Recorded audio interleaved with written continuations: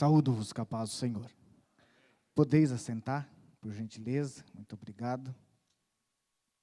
Convido-vos para nós lermos um texto.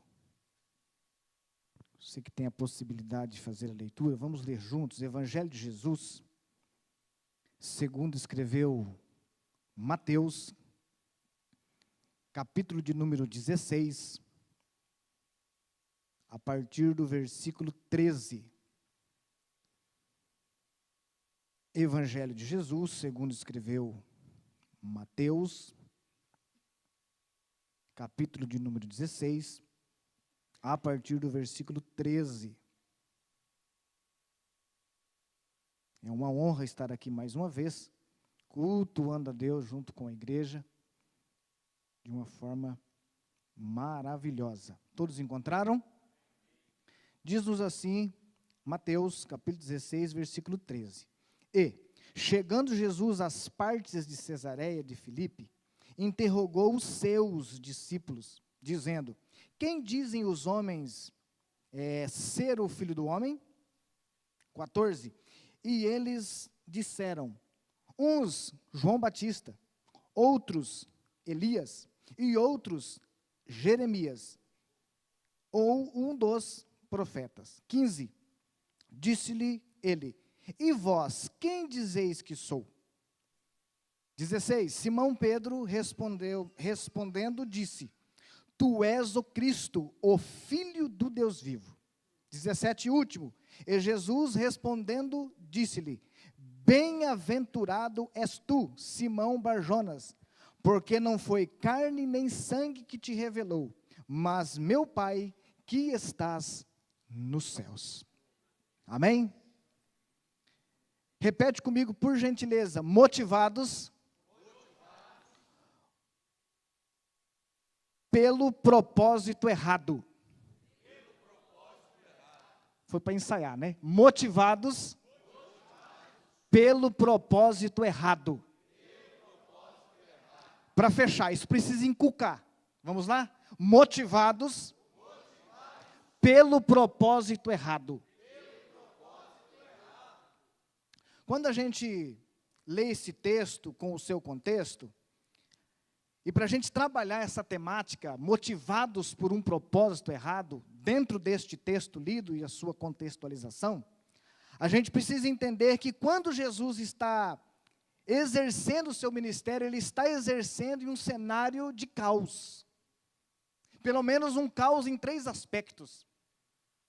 Quando a gente olha o ministério de Jesus sendo exercido, ele está em um cenário de caos legal, moral e espiritual.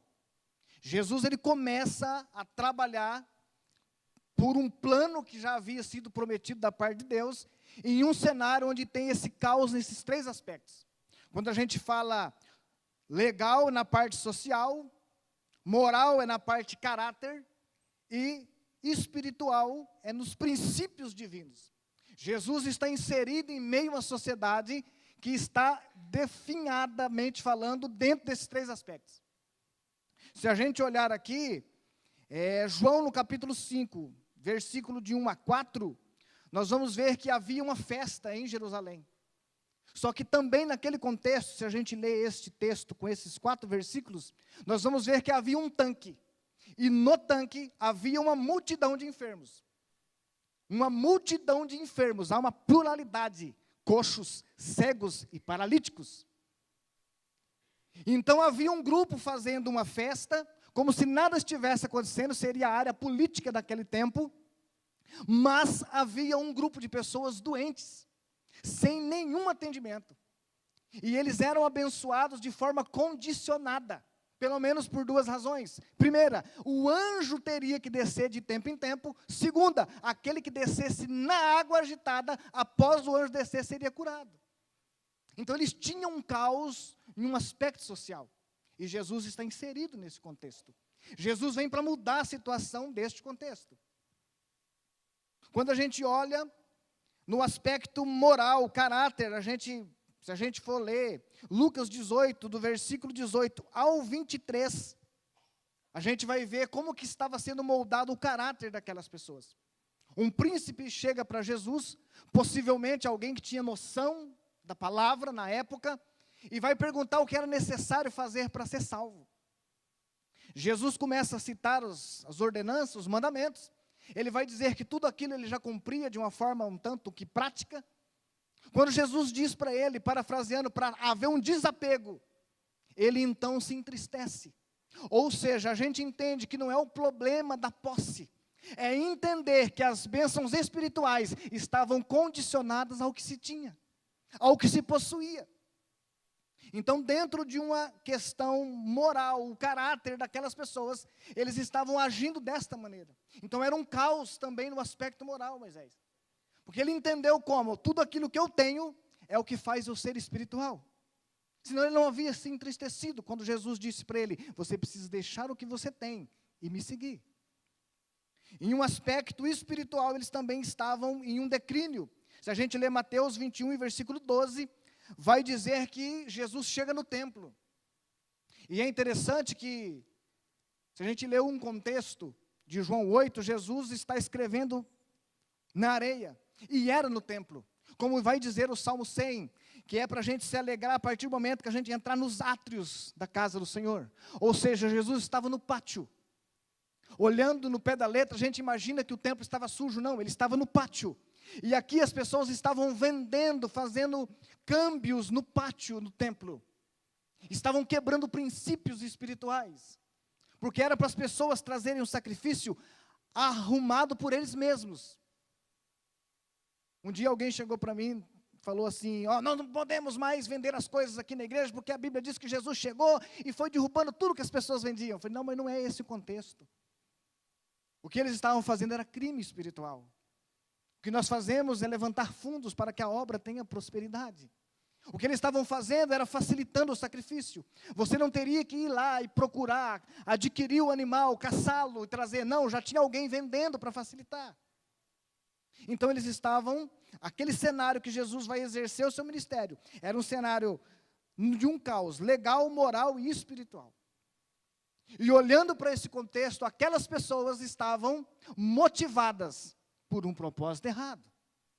Quando a gente fala de motivação, o termo já diz, é você motivar alguém a ter uma ação, uma atitude. Alguém chegar aqui e me dar um motivo para sair desta localidade e se direcionar a outra. Ou seja, movimentação. Motivação, você ter um motivo para agir. E quando a gente fala de propósito, geralmente propósito ele é unilateral. Quando se fala de propósito, ele tem um lado. Qual que é o lado? O meu lado. Quando a gente realiza campanha na igreja, as pessoas fazem votos, fazem propósitos. Mas o desejo é que realize aquilo que elas querem. Então é muito fácil, dentro de um contexto, em um cenário em qual nós estamos inseridos, irmãos, isso aqui é muito nós na atualidade. O que nós vamos aprender aqui com este texto bíblico e o seu contexto é muito sério. É muito fácil, Macedo, a gente estar sendo motivado pelo propósito errado. E aquelas pessoas, elas estavam motivadas pelo propósito errado. Jesus então vai entender isso, conversando com os seus discípulos. Quando a gente olha, há dias atrás o pastor fez um pano de fundo de um ensino aqui, você vai se lembrar, você que estava no dia, que quando o psicólogo vai atender alguém, ele vai fazer alguns gatilhos mentais. Depende do que a pessoa está passando, com poucas perguntas que é feita, ele já consegue tirar uma informação do perfil de vida daquele cidadão. Por exemplo, estou usando aqui a título de exemplo, quando se pergunta referente, defina uma mulher, e a pessoa fala, ela é bonita. Depende qual é o problema dele, isso pode demonstrar um desvio de caráter. Mas se a pessoa der uma resposta, não, mulher, a minha esposa, e citar o nome, é porque é uma pessoa fiel. Se perguntar para a pessoa, isso é só exemplo, repito, falar para ela assim, diga um carro, uma Ferrari. Mas a situação financeira da pessoa não permite ele ter mais do que o carro que eu tenho, por exemplo, um Corsinha. É porque ele tem uma visão, quem sabe, egocêntrica, narcisista. Quer a mais daquilo que ele pode.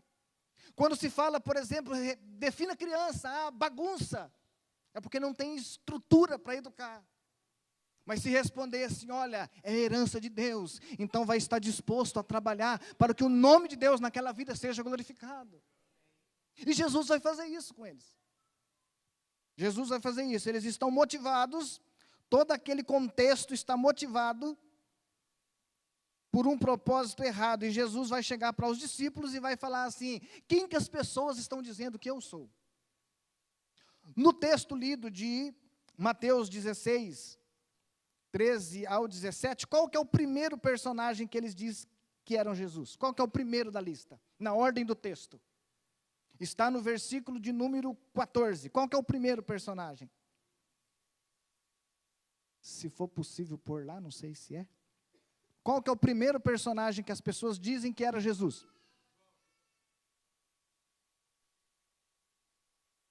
João Batista. Quando te fala de João Batista, que a gente lê sobre João Batista, o que salta aos nossos olhos? Ou quando alguém está lendo e a gente ouve, o que grita aos nossos ouvidos quando fala de João Batista? Arrependimento, o que mais? Tem algo que é clássico de João Batista. Batismo, o que mais? Deserto, gafanhoto, mel. Como? Raça de víboras, ou seja, uma palavra veemente. Quando Jesus pergunta vamos focar na temática, um propósito, ou melhor, uma motivação por um propósito errado. Quem que as pessoas estão dizendo que eu sou? Jesus chega em um caos para mudar toda uma história, e as pessoas que estão inseridas nesse caos estão dizendo que Jesus é João. Suas características. Vamos ler um texto? Mateus capítulo 3, versículo 11. Quem encontrar, pode ler por gentileza, ou se aparecer ali.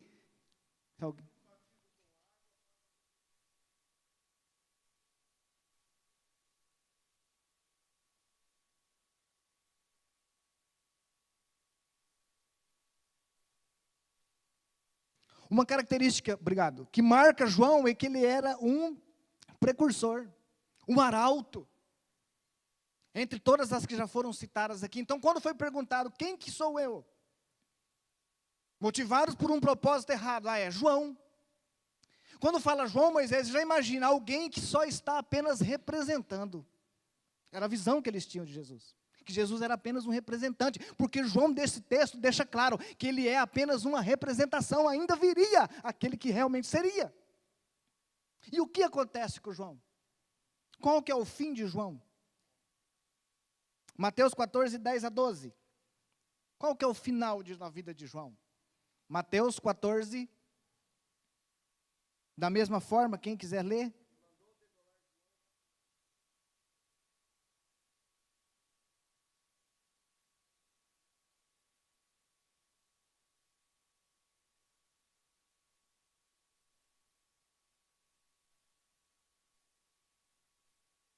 Morreu.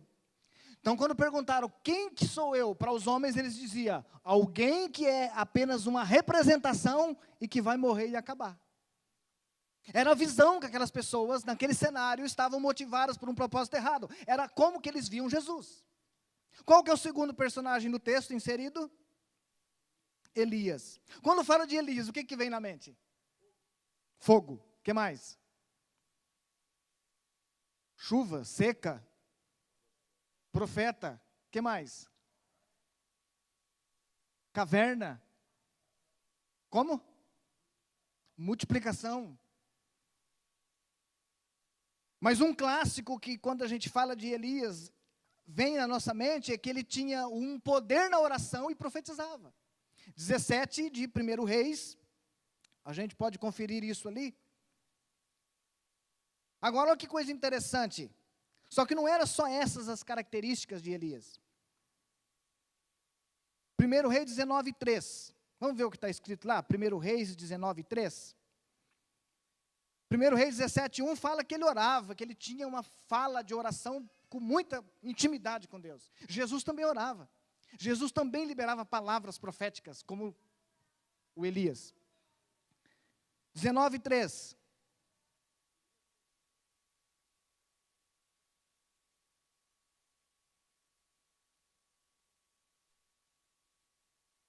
Então Elias teve medo. Acaba de realizar um prodígio. E agora foge por uma palavra. Mas não para aí o contexto. 1 de Reis ainda, 19, 14 a 18, o foco no versículo 14. 1 de Reis, 19, 14 até o 18, mas o foco no 14.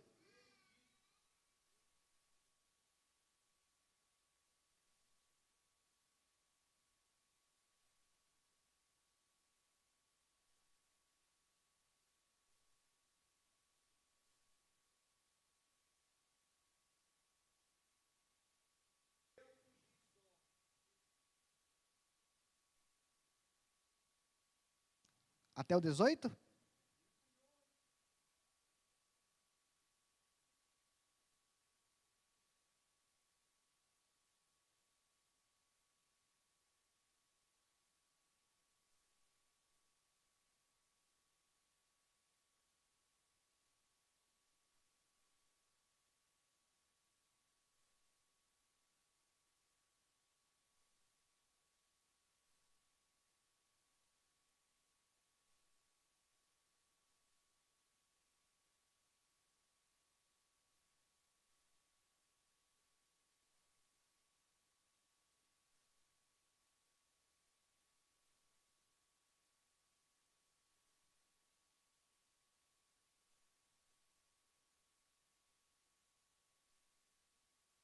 Obrigado.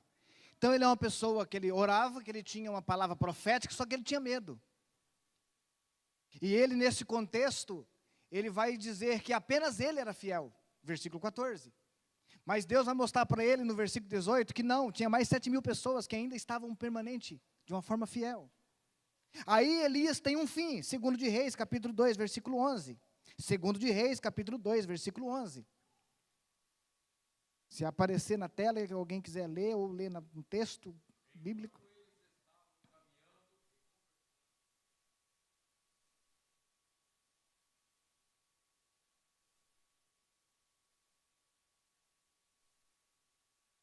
Desapareceu do nada. Então, a segunda pessoa que eles diziam em uma motivação por um propósito errado é que Jesus era como Elias. Tinha sim uma palavra profética, era de oração, mas era medroso, tinha temores. Que enfrentava as adversidades e que chegava em um tempo em que queria parar, ou que alegava somente ele ser uma pessoa certa e depois desaparece do nada. Qual que é o terceiro personagem do texto? Jeremias. Quando fala de Jeremias, o que vem na mente? Choro. Lamentação. O que mais? Oi? São diversas situações. Mas o que chama muito a atenção também, se a gente olhar aqui, é a sua chamada. Jeremias 1, do versículo 4 até o versículo 10, vai falar da chamada de Jeremias. Que Deus vai chamar ele do ventre. Mas qual foi o fim de Jeremias? Dentro de todo o seu ministério. Jeremias 43 e 6. Vamos ler esse texto? Jeremias 43 e 6.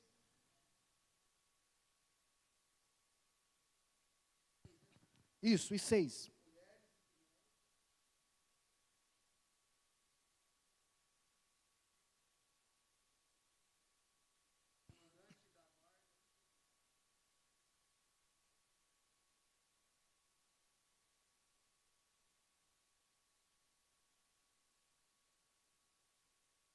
Aqui ele está sendo levado para o Egito. Segundo alguns estudiosos, ele morre ali. Ou seja, ele é uma pessoa que tem um chamado do ventre e morre também. Vamos recapitular então, pegando a ideia de uma motivação por um propósito errado. Eles estão dizendo que Jesus era apenas uma representação e que morreria. Era alguém que tinha sim uma oração poderosa e uma palavra profética, mas tinha medo e se achava e ia acabar do nada. E que era alguém que tinha um chamado do ventre sim, só que também morreria. Era a visão que aquelas pessoas, dentro de um cenário de caos, que elas estavam inseridas, estavam entendendo que era Jesus.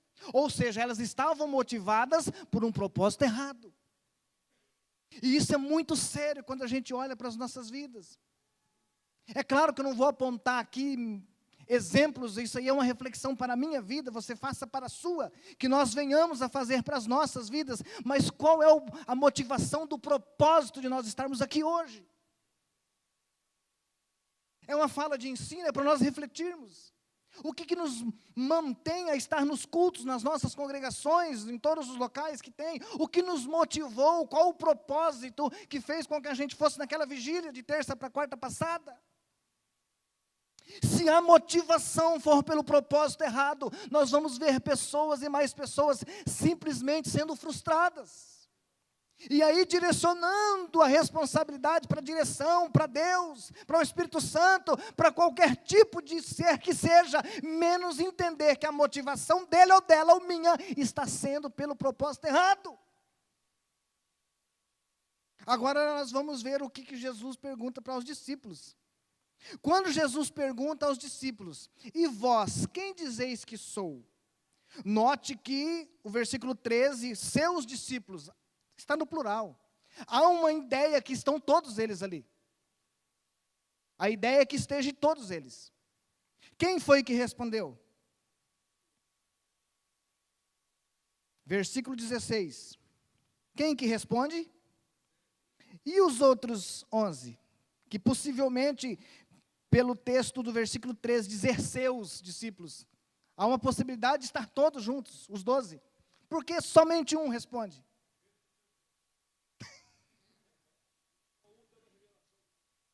Olha que coisa interessante. Quando Jesus pergunta aos discípulos, e vós, quem dizeis que sou? Eram os 12, quem que responde? Pedro. Qual a resposta? Qual que é a resposta que Pedro dá? Versículo 16. Tu és o Cristo, o Filho do Deus vivo. Qual o significado da resposta? O que ele queria dizer com isso? O enviado de Deus, Cristo, Machia, o enviado. Tanto se a gente pegar Jesus Cristo, Yeshua Machia, a salvação enviada. O enviado de Deus. Na visão de Pedro, vinda do céu, quem é Jesus? Pedro foi motivado pelo propósito errado? Ele foi motivado pelo propósito errado quando ele responde? Não. Não. Pois foi Deus quem revelou. Capítulo 16, versículo 17. Olha o que Jesus vai dizer para ele. Você é feliz, bem-aventurado és tu. Então só foi ele, que agora é tu. Está na primeira, está no singular, único. Tu, Simão Barjonas. Porque não foi carne e sangue que te revelou, mas o Pai que estás no céu. Ele agora entende qual é o verdadeiro propósito. Isso é muito interessante. Vamos seguir aqui. A pergunta que não cala é: quem é Jesus para Pedro? Quando ele entende que Pedro é o enviado de Deus, quem é Jesus para ele? Note que foi Deus que revela para ele. Para que Jesus veio? Qual o objetivo que Jesus esteve um período aqui nesta terra? Qual o objetivo? Qual o propósito? Salvar. Salvação. Diferente dos outros, atentamos para o conceito de Pedro para com Jesus. O que Pedro entende é que Jesus ele veio para salvar. E é interessante que quando a gente olha referente a Jesus, e há essa certa dificuldade, ele está inserido em todo o campo verotestamentário. Nas tipologia, teofania, figuras, símbolos. Jesus sempre está vivendo ali, de uma forma ou de outra, já salvando vidas. Se a gente olhar, por exemplo, para Números 21 e 9, Números 21 e 9 vai dizer, o contexto vai dizer que o povo murmura contra Deus, contra Moisés e contra o maná. Então o povo murmura contra Deus, contra a representação de Deus e contra uma figura que é Cristo. E o texto vai dizer que surgem serpentes ardentes que começam a morder as pessoas e elas começam a morrer. E o texto vai dizer, eu não me lembro agora com precisão o que diz o 9, se puder ler ele.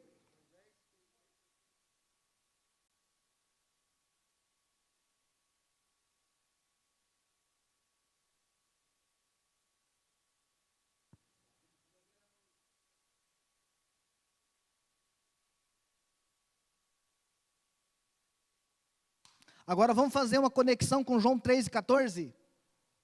É esta visão que Pedro recebe de Jesus sendo um Salvador. Nós vimos que quem olhasse para a serpente que estava pendurada em uma haste, todo mordido sarava. João 3,14.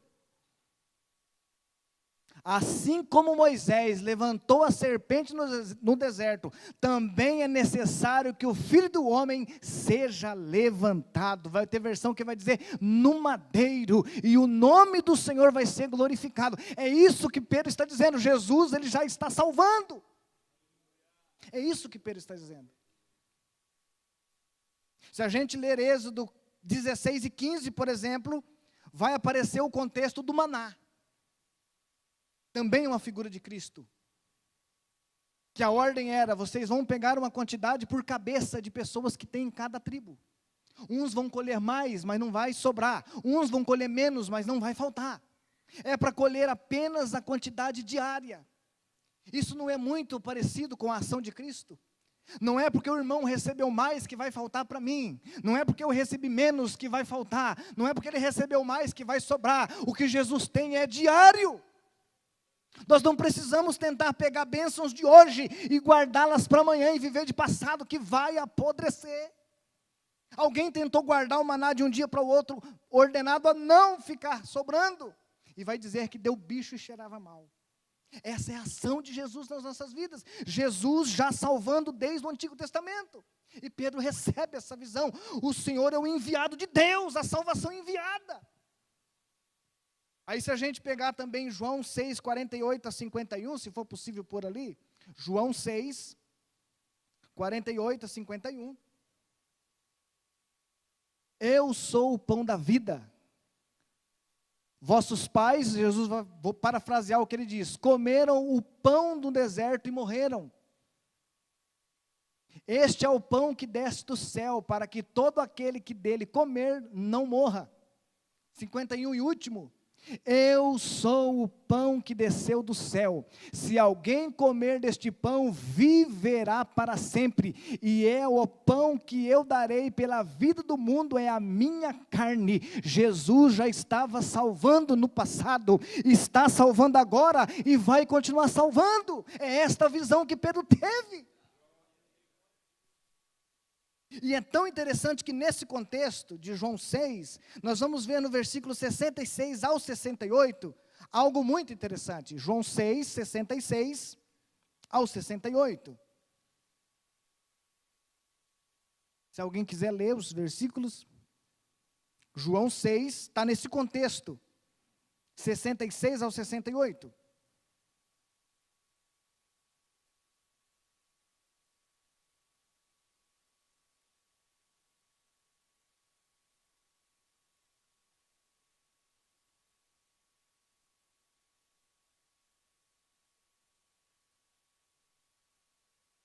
Olha como é que Pedro vai entender isso aqui. Versículo 68, Pedro vai responder, Senhor, para quem? Não é um local, para onde? Tem opção de escolha, não, para quem? É um alvo. Para quem iremos nós? Somente o Senhor tem palavras de vida eterna. Aleluia! Pedro então vai entender esse contexto de quem que era Jesus em um cenário de motivação, de propósito errado. Pedro, ele entende isso.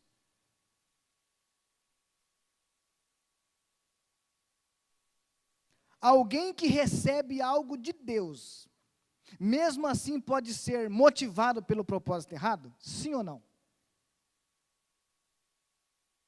Sim ou não? Sim ou não? Vamos lá, sim ou não?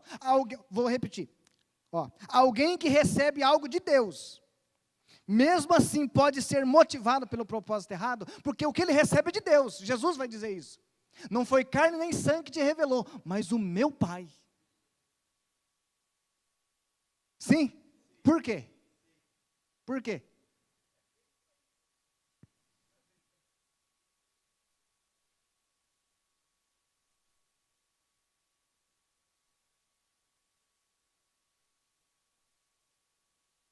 Consegue ver que isso é muito nós?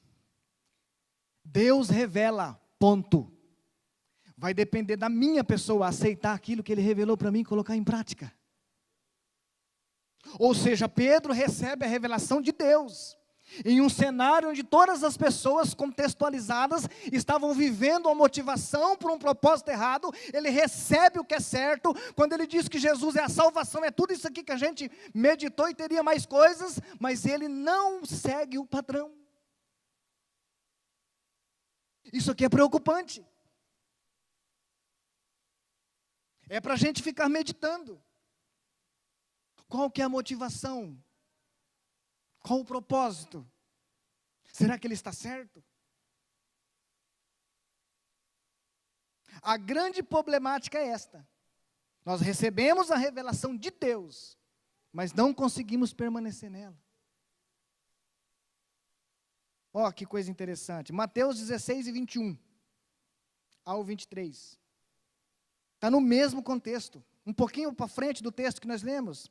De 16, 13 a 17. 21 a 23. Leia, por gentileza.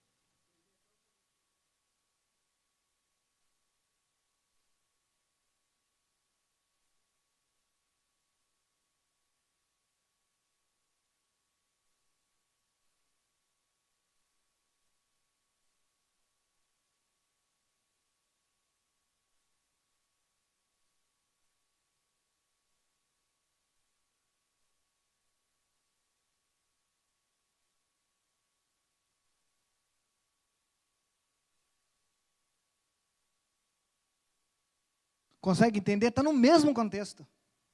Ou seja, ele estava acabando de demonstrar que estava motivado por um propósito errado.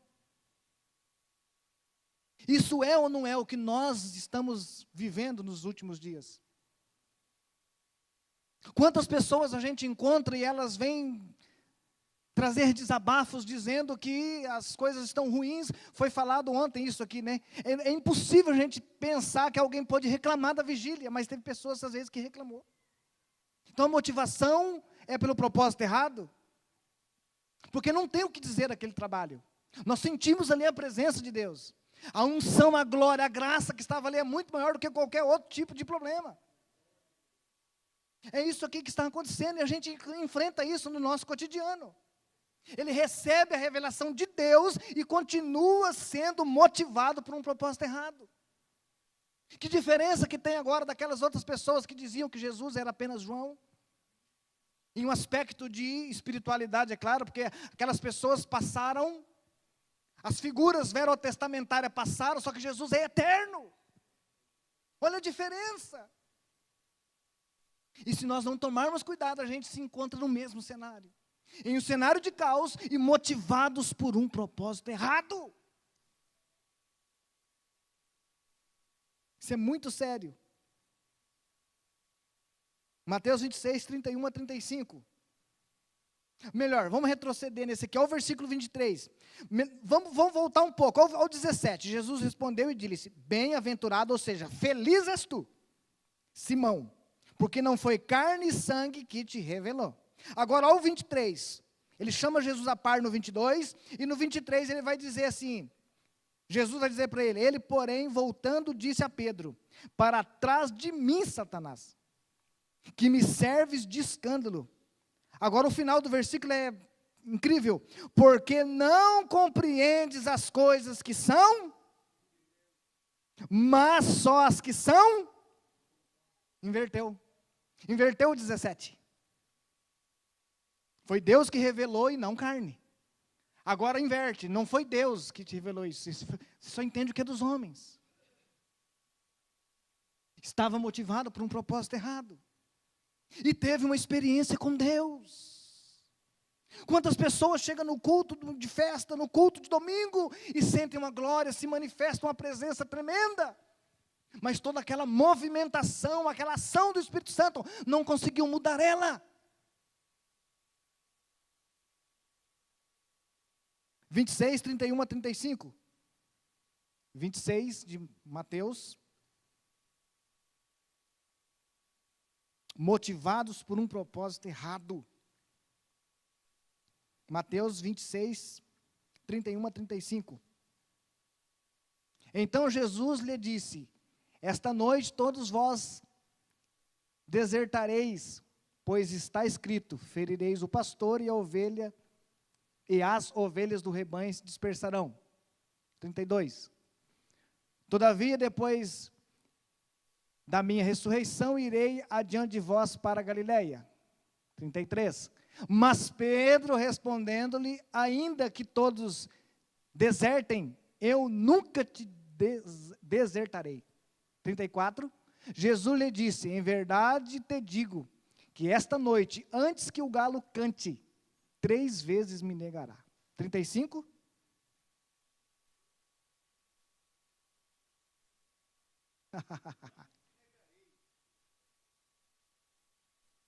Olha que interessante.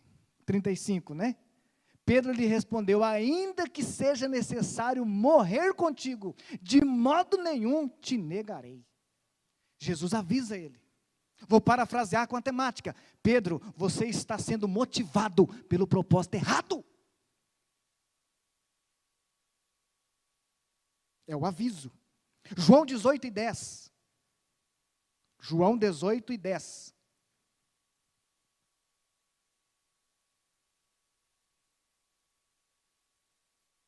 Alguém lê, por gentileza?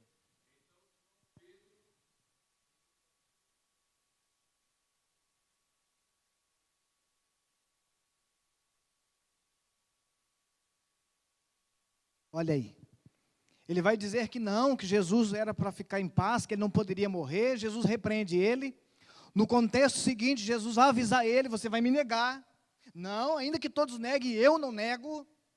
Vai chegar no momento de Jesus ser preso, ele vai usar de violência. Jesus, nos outros evangelhos, vai dizer que ele vai lá, coloca a orelha no lugar, coloca a tua espada na bainha. Se eu quisesse, meu pai mandaria legiões de anjos, e todo esse contexto que conhecemos. Mateus 26, 74 a 75, vai cumprir o aviso. Mateus 26, 74 a 75.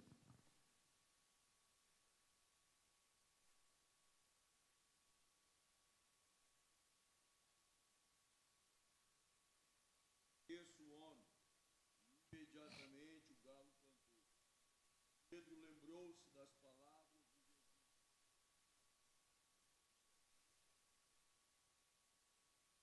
As 3 vezes.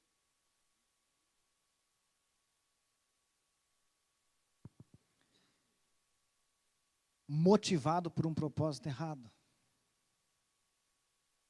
Aí a gente precisa aplicar isso para nós. Nós temos o hábito, a prática negativa, muitas vezes, de apontar as pessoas, apontar as outras pessoas. Se nós fôssemos usar, nós teríamos diversos exemplos. O clássico é a queda primária dos nossos pais. Não tem como negar a essência de tudo o que aconteceu no Éden. Eles foram motivados pelo propósito errado, de abrir os olhos, de serem como Deus. Nós vamos ver em outras passagens inúmeras pessoas que foram motivadas pelo propósito errado. A exemplo do Davi, segundo de Samuel, capítulo 11, salve equívoco. Ele tinha todo um poderio bélico em mãos, e o texto vai dizer que era tempo dos reis irem para a guerra. Mas motivado por um propósito errado, o texto vai dizer que ele fica. E aí ficou sem uma ordenança divina, ficou ocioso, ficou preguiçoso. O texto do contexto de 2 Samuel 11, se eu não estiver errado, vai dizer que ele levanta tarde, ou seja, ficou deitado até tarde. Motivado por um propósito errado. E Deus não era com ele, Deus não havia ordenado bênçãos para ele. Jesus no Calvário não ordenou bênçãos para nossas vidas de forma progressiva e de forma posicional, e nós muitas das vezes não conseguimos entender isto. Que esta palavra ela sirva para nós de uma reflexão. Estamos sendo motivados por qual propósito? O que nos leva a orar? Se é que conseguimos fazer isso. O que nos leva a consagrar a vida, fazer um jejum? O que nos leva a trazer a palavra, a estudar a palavra? O que nos arremete a fazer a obra de Deus?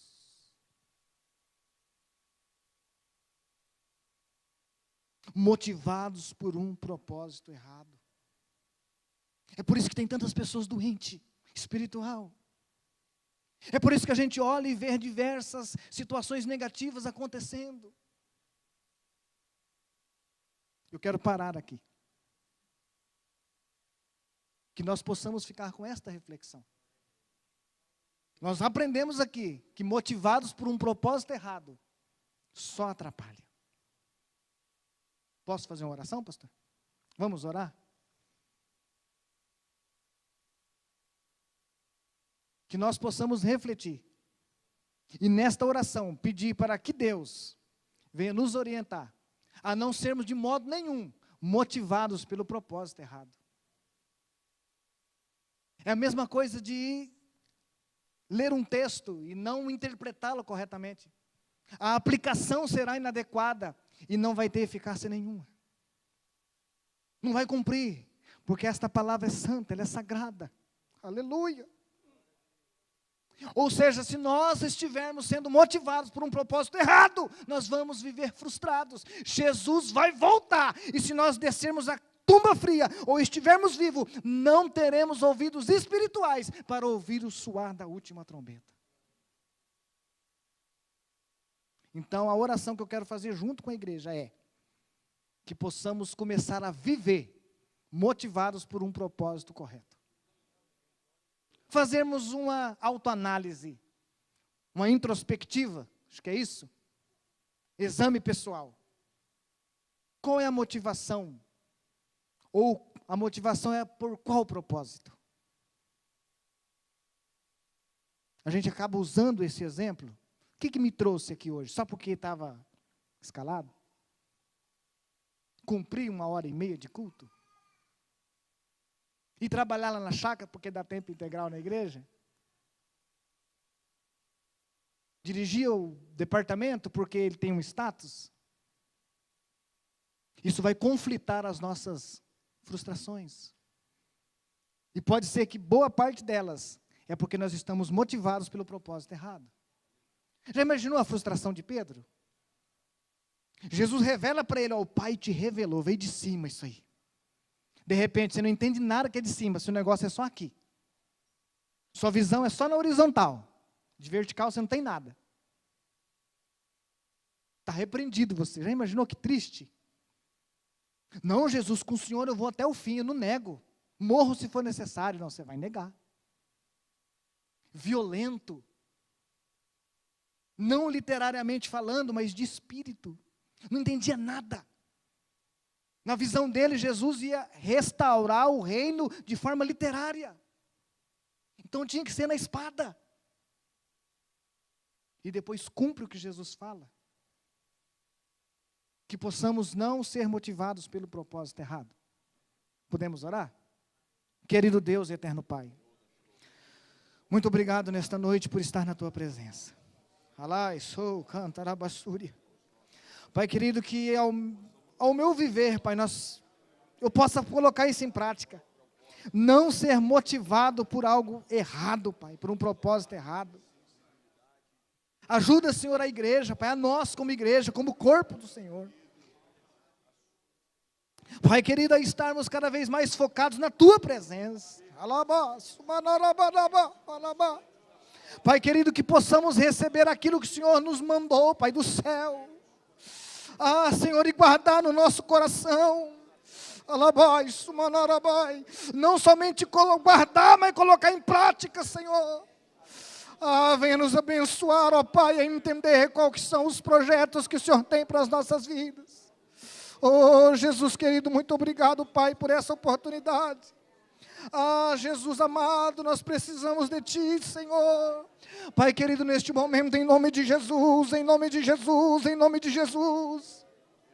Pai, eu sei que o Senhor falou aos nossos corações, e que possamos, ó Pai, nesta noite, sair melhores da forma que chegamos, que quem sabe, Senhor, possamos refletir de forma piedosa, que nós precisamos ser motivados sim, mas por um propósito que engrandece, e enobrece e glorifica o nome do Senhor nas nossas vidas. E é em nome de Jesus, Pai, nesta noite, que nós pedimos, ó Pai, a Tua graça nas nossas vidas, em nome de Jesus, amém. O Pedro, observei aqui, ele compreendeu o real propósito, e ainda há esperança. Quem sabe em uma oportunidade posterior, a gente pode trabalhar a sequência. Eu até notei aqui a temática, ó, motivados por uma real aliança. O que aconteceu com o Pedro? O que ele precisou fazer? Qual o preço que tem que pagar? Uma oportunidade próxima, a gente pode até dar sequência.